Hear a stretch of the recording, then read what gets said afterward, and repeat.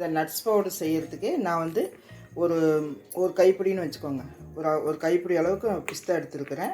அதே அளவு வந்து முந்திரி, அதே அளவு பாதாம். நீங்கள் எதில் எடுத்தாலும் அதே அளவுலேயே எடுத்துக்கோங்க. ஒரு கப்போ கிண்ணமோ எது எடுத்தாலும் அதுலேயே எடுத்துக்கோங்க. ஒரு 10 ஏலக்காய். இது வந்து இது என்னமோ சீட்ஸ் சாந்தி, அப்போவே பார்த்து இப்போ மறந்துட்டேன். என்ன சீட்ஸ்ன்னு தெரியலையே. சரி, அதை அப்படின்னு சொல்கிறேன். இது வந்து வெள்ளரி விதை, இது வந்து பூசணி விதை, இது வந்து வால்நட்டு, இது வந்து இதுவும் ஒரு பூசணி விதை தான், அது ஒன்று. இது வந்து இந்த வேறு மாதிரி பூசணி இருக்கும்ல அது. இது எல்லாத்தையும் ஏதோ தப்பாக சொல்லியிருந்தால் மன்னிச்சுக்கோங்க. இது எல்லாத்தையும் வந்து நம்ம வந்து தனித்தனியாக, ரொம்ப சூடாக இல்லை, சும்மா வந்து நம்ம சூடு ஏற அளவுக்கு நம்ம வந்து வறுத்து எடுத்துக்கணும். இந்த பாதாம் முந்திரி எல்லாம் தனித்தனியாக வறுக்கணும். நான் ஒன்றாவே போட்டேன் பேசிட்டேன்.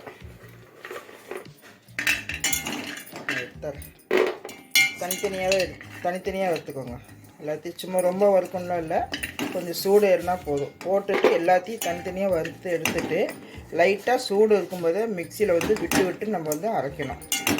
இல்லைன்னா இதுலேருந்து எல்லாத்துலேயுமே எண்ணெய் வரும். அந்த எண்ணெய் வந்து ஒரு மாதிரி பிசுன்னு ஆயிரும்.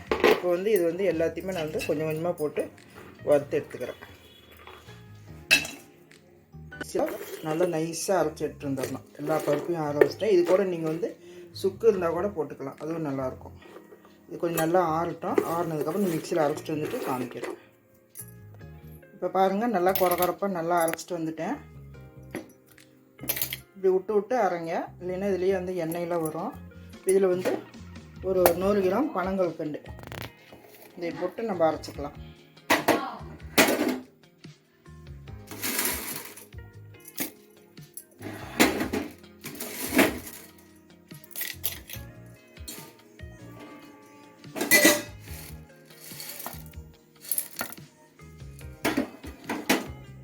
பாருங்கள், கல்கண்டை போட்டு நல்லா அரைச்சிட்டு வந்துட்டேன்.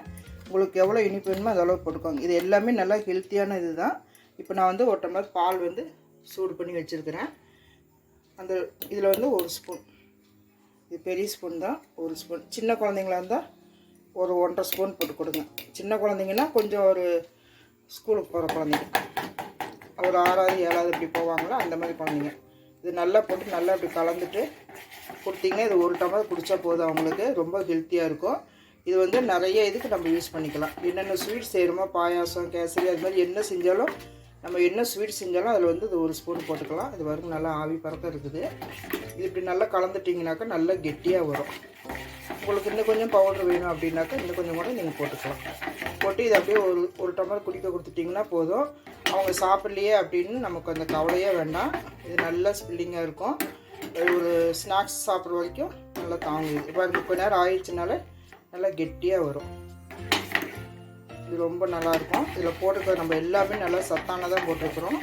நம்ம அந்த குழந்தைங்க காலையில் ஸ்கூலுக்கு போகிற நேரத்துக்கு சரியாக சாப்பிடாமல் போகிறாங்களே அப்படின்னு நீங்கள் ரொம்ப கவலைப்படாதீங்க. இந்த மாதிரி செஞ்சு வச்சிட்டிங்கனாலே போதும். எவ்வளோ திக்காக வருதுன்னு பாருங்கள், நல்லா திக்காக வந்துடும். அவ்வளோதான் ஃப்ரெண்ட்ஸ், அருமையான ஒரு நட்ஸ் பவுடர் ரெடி பண்ணிட்டோம்.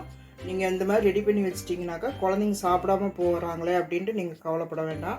பால் மட்டும் இருந்தால் போதும். இது வந்து நல்லா நம்ம வந்து 1 ஸ்பூனோ 1.5 ஸ்பூன் நமக்கு எவ்வளோ வேணுமோ அந்த அளவுக்கு நம்ம வந்து கலந்து கொடுத்துக்கலாம். நல்லா கெட்டியாக வந்துடும். இதே மாதிரி நீங்களும் செஞ்சு பாருங்கள். இந்த வீடியோ பிடிச்சிருந்துச்சுன்னா லைக் பண்ணுங்கள் ஃப்ரெண்ட்ஸ். குழந்தைங்களுக்காக நம்ம வந்து கொஞ்சம் பிஸ்கெட்டு இதெல்லாம் கொஞ்சம் செஞ்சு வச்சுக்கணும்.